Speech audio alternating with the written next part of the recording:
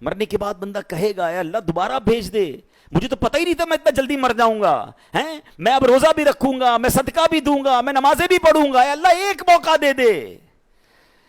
اس کے بعد کوئی موقع نہیں ملے گا۔ ہیں اعلیٰ حضرت لکھتے ہیں نا، اترتے چاند ڈھلتی چاندنی جو ہو سکے کر لے، اندھیرا پاک آتا ہے یہ 2 دن کی اجالی ہے۔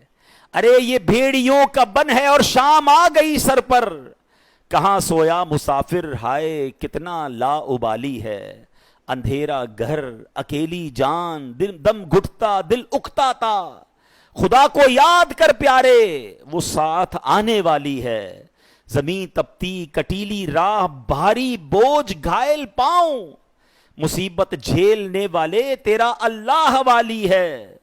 نہ چونکا دن ہے ڈھلنے پر تیری منزل ہوئی کھوٹی، ارے او جانے والے نیند یہ کب کی نکالی ہے۔ ہم سب دنیا میں جانے کے لیے آئے۔ میں نیو کراچی میں گیا، میرا بیان تھا وہاں پر۔ بیان کے بعد مجھے لوگوں نے کہا کہ پاس ہی ایک گھر ہے اور وہاں بڑی جوان موت ہوئی ہے، والد صاحب کو صبر ہی نہیں آ رہا ہے، آپ تھوڑی دیر کے لیے چلیں دعا کر دیں گے ان کو کچھ تسلی ہو جائے گی۔ یقین کریں اس وقت میں آپ سے بات کر رہا ہوں نا، اس نوجوان کا چہرہ میری آنکھوں میں گھوم رہا ہے۔ پتہ ہے اس کی عمر کتنی تھی؟ وہ 20 سال کا بھی نہیں ہوا تھا، 19 سال اور چند مہینے کا وہ نوجوان تھا جس کا انتقال ہوا۔ اس کے والد بھی موجود تھے، اس کے دادا بھی موجود تھے۔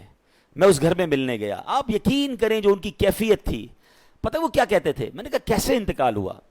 وہ کہتے یہ نوجوان صرف 2 دن پہلے بیمار ہوا، بخار ہوا۔ ہم نے کہا نارمل سی بات ہے، گھر میں دوائی دے دیتے ہیں ہم بخار میں۔ اگلا دن اس کا چہرہ پیلا پڑنا شروع ہو گیا، ہم سمجھے پیلیا ہو گیا ہے، علاقے کے ڈاکٹر کو دکھانے گئے کہ جناب کوئی تھوڑی سی دوائی دے دیں، جوائنٹس لگ رہا ہے۔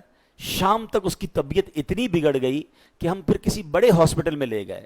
ہاسپٹل والوں نے کہا طبیعت سیریس ہے، راتوں رات اس کو ہاسپٹل میں ایڈمٹ کیا اور اگلے دن اس کا وصال ہو گیا۔ ہم نے جتنے ٹیسٹ کروائے، وہ کہتے ہیں جو ٹیسٹ کی رپورٹیں تھیں نا وہ بھی نہیں آ پائیں۔ بندے کے انتقال کے 3 دن بعد ٹیسٹ کی رپورٹیں آ رہی ہیں کہ بلڈ میں یہ پرابلم ہے، وہ یعنی اتنا بھی ٹائم نہیں ملا ہمیں کہ ہم اس کی ڈائگنوز کر سکتے کہ اس کو پرابلم کیا تھا۔ بڑا پیسے والے تھے، بڑا گھر تھا، سب کچھ تھا، مگر وہ 20 سال کا نوجوان اب اپنی قبر میں اکیلا ہے۔ کاش یہ بات ہمیں سمجھ آ جائے کہ میں نے بھی جانا ہے، آپ نے بھی جانا ہے۔ کس بات کا انتظار ہے یار؟ ہمیں کیوں لگ رہا ہے کہ ابھی بہت باقی ہے؟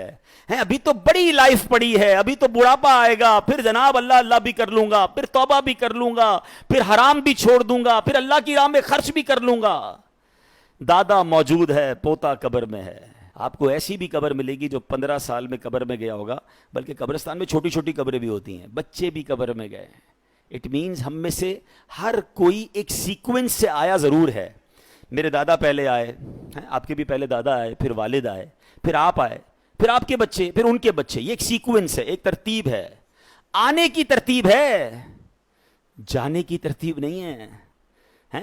پہلے کوئی بھی جا سکتا ہے، تو پھر کیوں تیاری نہیں کر رہے؟ یہی تو قرآن کہہ رہا ہے کہ بندہ مرنے کے بعد کہے گا یا اللہ مجھے مہلت کیوں نہ دی، میں نیک کام کرتا، میں تیری راہ میں خرچ کرتا۔